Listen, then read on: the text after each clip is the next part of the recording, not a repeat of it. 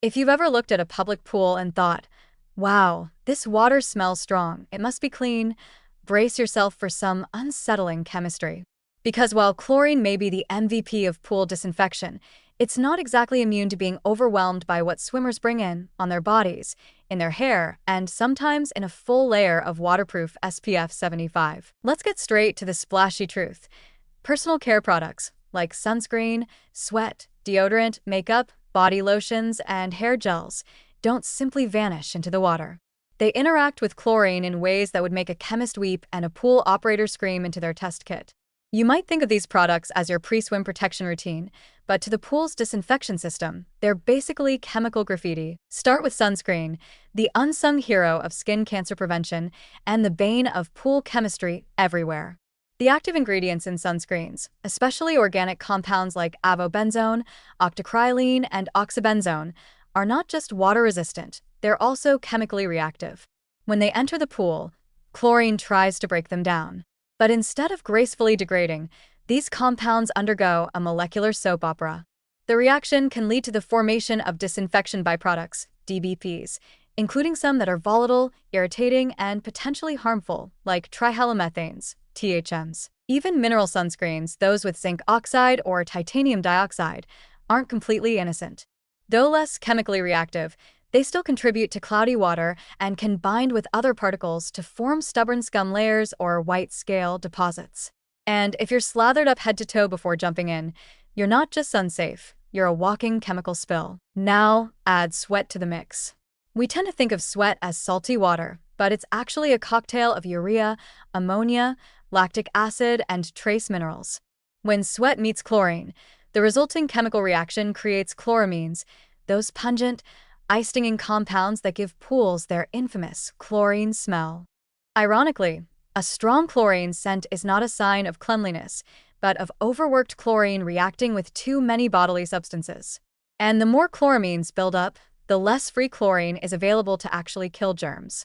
Think of it like your disinfectant getting distracted by side quests. And then there's your hair care routine: shampoos, conditioners, leave-in treatments, gels, mousses, sprays, each packed with polymers, silicones, fragrances, and oils. These ingredients are designed to coat the hair shaft, seal in moisture, and add shine. But when introduced to pool water, they create a shimmering film on the surface and can interfere with chlorine distribution throughout the water.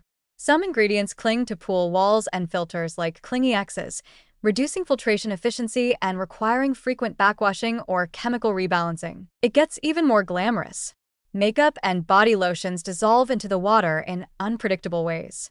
Oil-based products float and spread, while water-based ones may disperse more quickly. Either way, you're leaving a little invisible slick of yourself behind.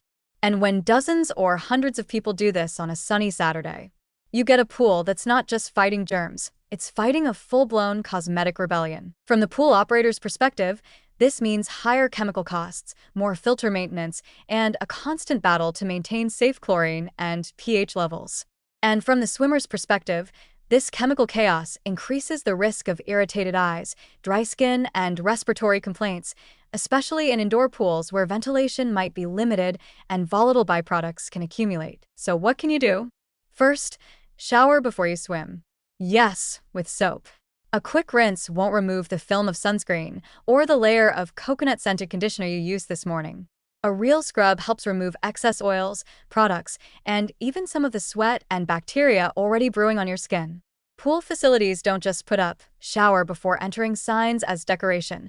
They're begging you to help keep the water a little less human-flavored. Second, apply sunscreen at least 15 to 30 minutes before swimming. This gives it time to absorb into your skin rather than wash off immediately into the water. If you reapply poolside, consider waiting before jumping in. And if you're wearing a gallon of body oil that makes you smell like a tropical smoothie, consider switching to water-resistant, fragrance-free products that are less likely to react with chlorine. And finally, think of the pool as a communal resource, not a personal bath.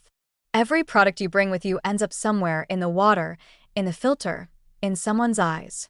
The cleaner you are when you get in, the cleaner the pool stays for everyone else. In the end, your spa-worthy self-care routine might be turning your local pool into a chemical war zone. But with a little awareness and a quick rinse, you can still protect your skin and public health. So the next time you're tempted to cannonball in while still shimmering like a bronze statue of Poseidon, remember, chlorine can only do so much. Help it out. Wash off the war paint. Swim like everyone's immune system depends on it.